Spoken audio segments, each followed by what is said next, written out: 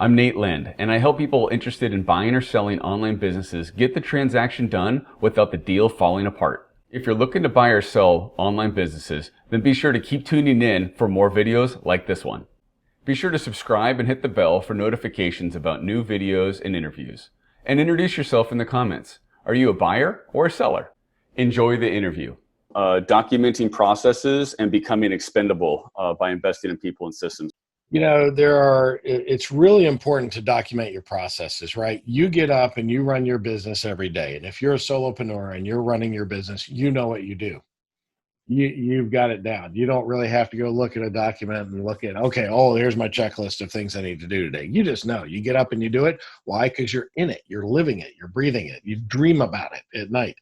But the problem is that if something happens to you, who can pick this up and run with it? If you've got a family that you're taking care of and this business is providing income to your family and something happens to you, God forbid you get hit by a bus or whatever, then can your family pick up and run with this and still get the income from it? It's all about really documenting what you do.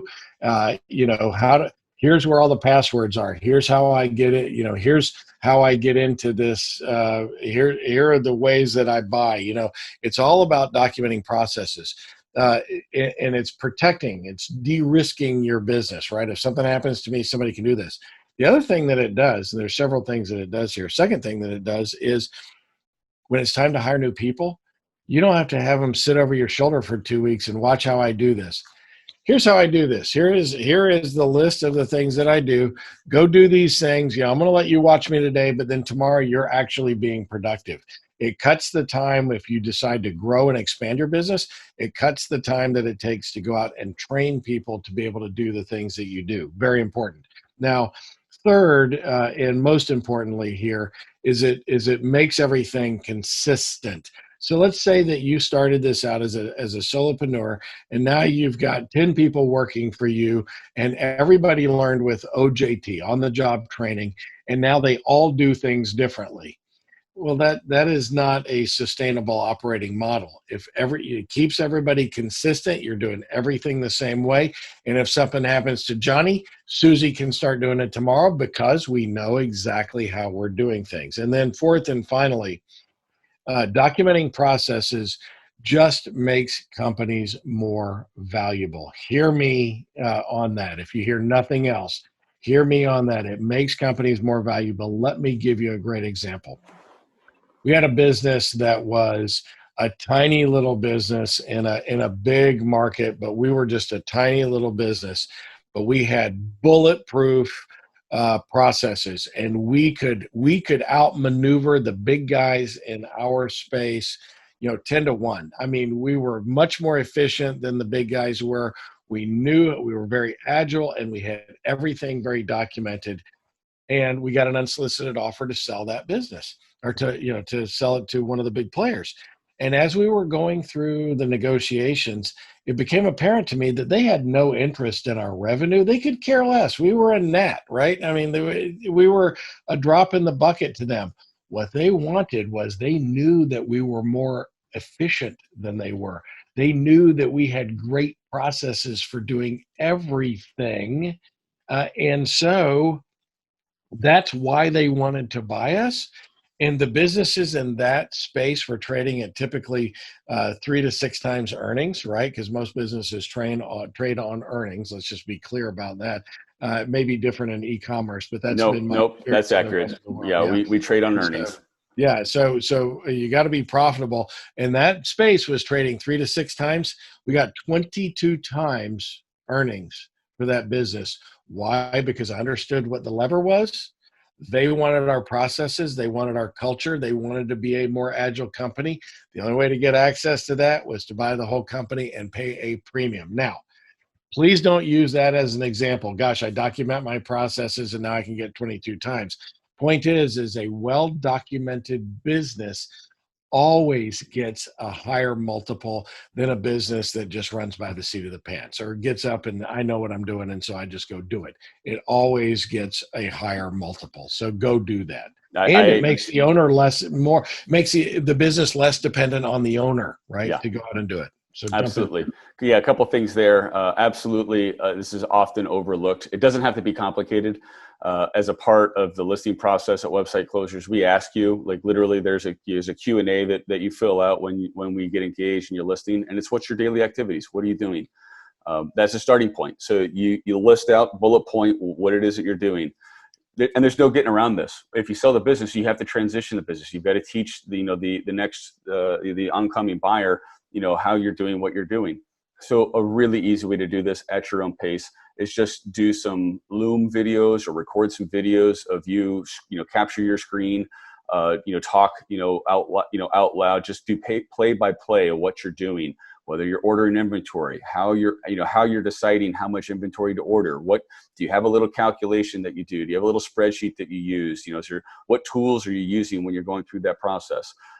If you're checking on your advertising, what system are you logging into? What KPIs are you looking at? How are you adjusting? Then how do you communicate if it's something that you're using an external agency or an affiliate or somebody? What are you communicating to them? How are you relaying back feedback to them? All that sort of stuff can be recorded. You don't have to type all this stuff up. What's great to do is to create like a written table of contents with links to videos. That's really helpful for the buyer. And then a case study, an example. I sold a business this year that looking back on its 2 years revenue, it had about $350,000 of earnings, but in the last 12 months, it only had like 60,000 because it had a renewal that had not hit for this was a marketplace, kind of a SaaS company. So it did a pre-launch and got a whole bunch of customers and revenue in early 2019. We listed it in the middle of 2020. It did not show on the trailing 12 months. So I still got it a 7-figure price, and we closed 7 figures. Many of the buyers looked at it like, this thing's not even making any money. I'm not going to do this. But there are buyers who are smart about how this works, and they could see, okay, well, yeah, this pre-launch was in April of 2019. We're selling in July of 2020. It's not on the trailing 12 months. There's a renewal cycle coming up in December, January of 20 and 21. So we're going to see that. We're not going to pay, $1 million now, but we'll do, 500,000 now. And then we'll do 500,000 after this renewal period comes up, because the renewal period was going to generate like 750 grand. So basically they were just, they were financing it, through the business's revenue. And for the entrepreneur, it's like, okay, let's do it. But he had impeccably documented his processes, his procedures, the technology stack, all of the programming that was built into it. Like there was a lot of documentation that went into it, and that became a really focal point for the transaction. And it's, I think it's really one of the things that pushed it over the edge to getting that deal done.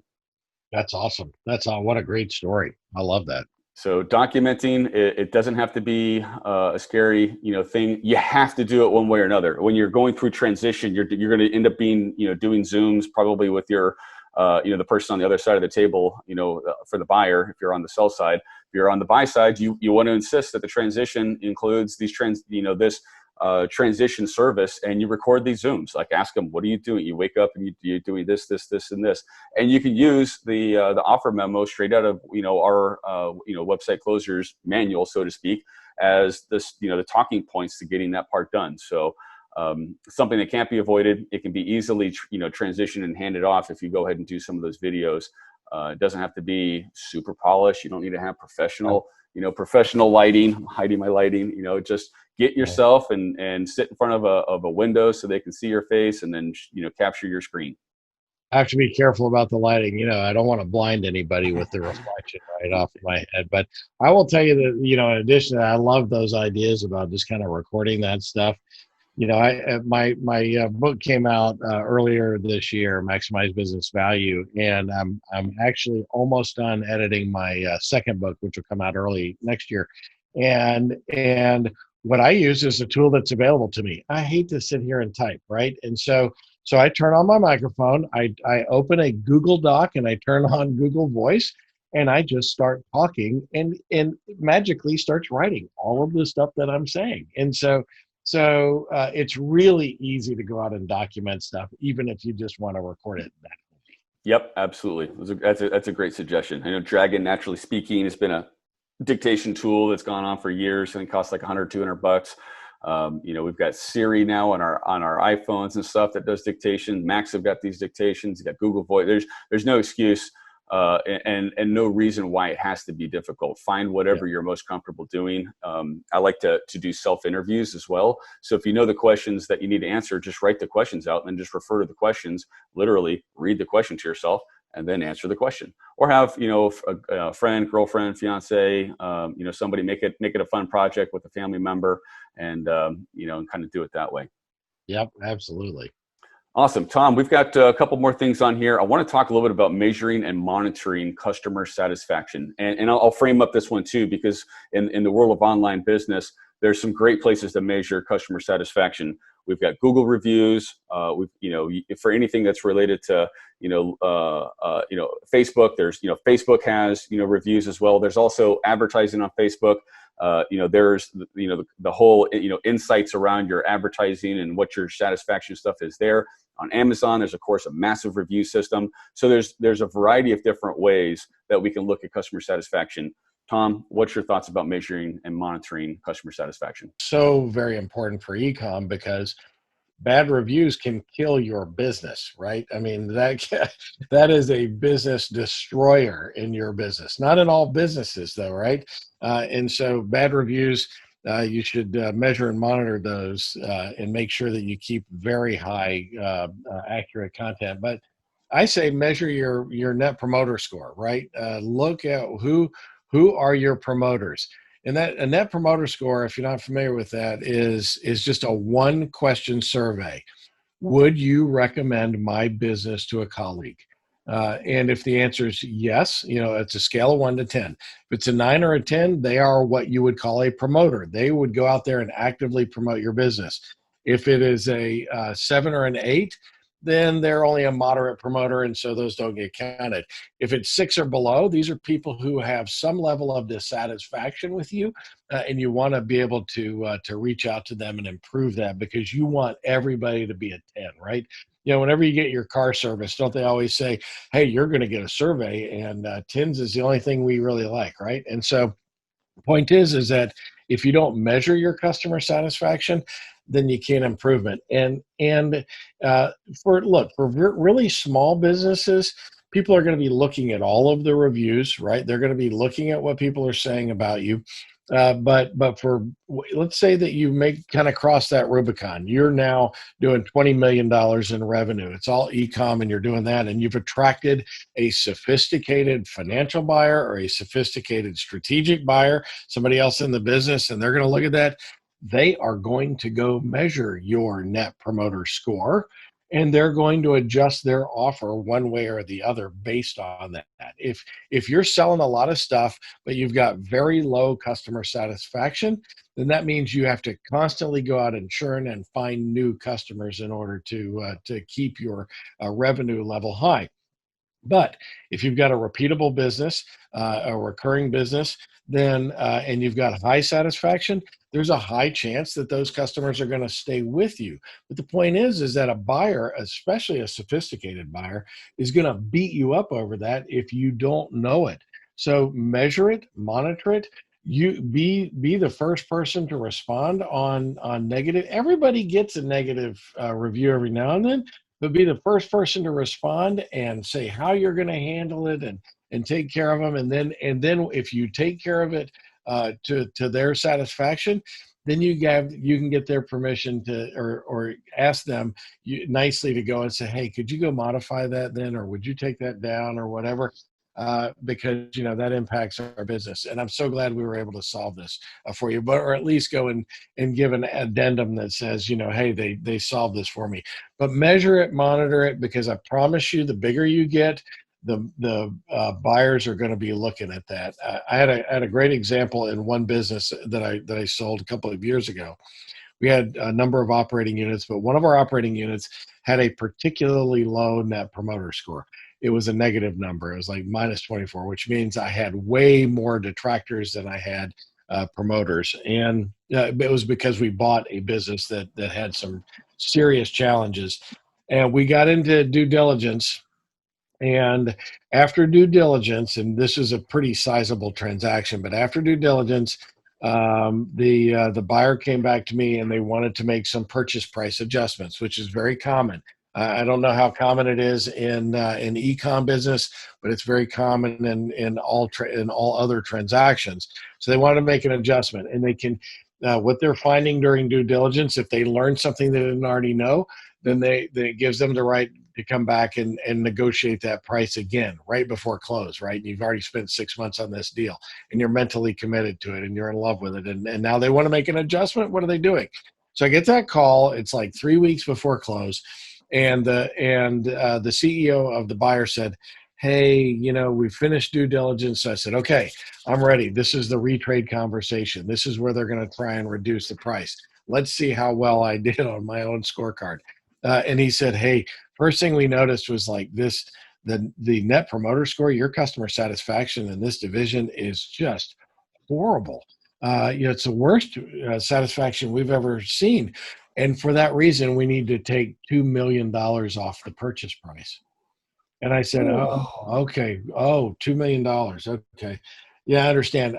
Are you sitting at your desk? And he said, yeah. I said, would you mind going back to the presentation that I gave you in August, 6 months ago, where we talked about the business and the opportunity here? And I opened it up on my computer. He was opening it up on his. And I start flipping. And oh, there it is. I said, get to slide 76. And he said, well, why don't you just tell me what I'm going to see on 76? I said, that's where you're going to see that I disclosed to you that I had a minus 24 customer satisfaction NPS score. And you're telling me now that it's minus 22. So what I'm telling you is that the things that we're doing is working. And I'm also telling you that you already knew that before you made an offer to me. And so I recognize that you want to make an adjustment here, but it's not going to be on that. So what else do you have? And so I was able to not get a $2 million purchase price adjustment because I'd already disclosed it. I already told them what we were doing about it, and they didn't find it in due diligence. Now, that's a bonus. Every business has some warts. Don't try to hide those in the selling process because they're going to come out. And the sooner you can identify them, the easier it is to make sure that it doesn't become a future price negotiation. If they already knew this going in and making you the offer, then they can't make an adjustment on it later. So there you go. That's a really good example. For a lot of e-commerce businesses, you hit the nail right on the head.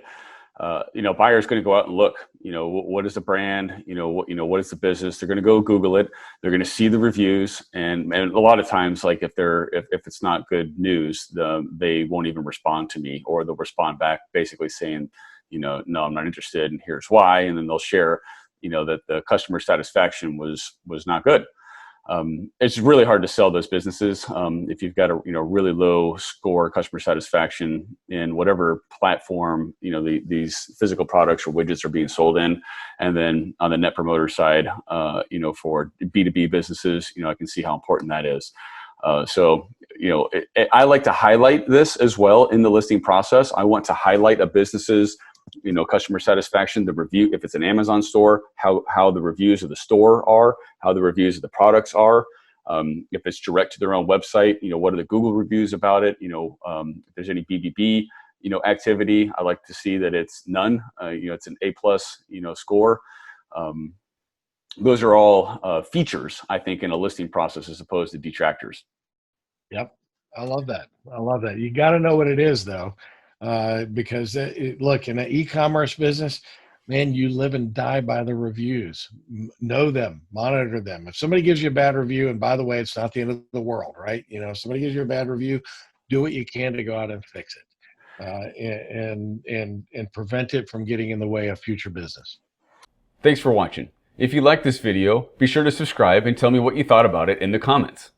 Your comments encourage me to continue posting videos, and they give me ideas about what to post next. I read and reply to every single one.